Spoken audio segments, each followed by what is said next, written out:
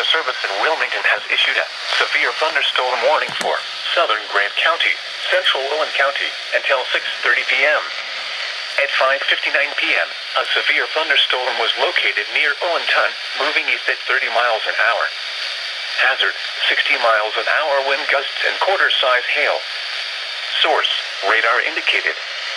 Impact, hail damage to vehicles is expected.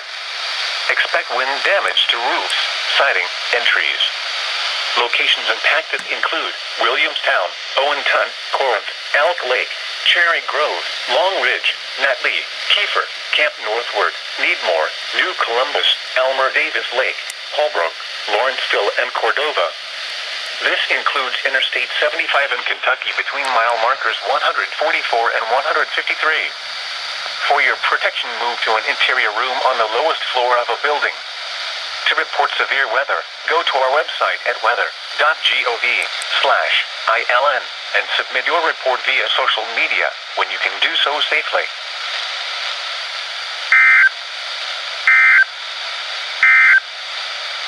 A severe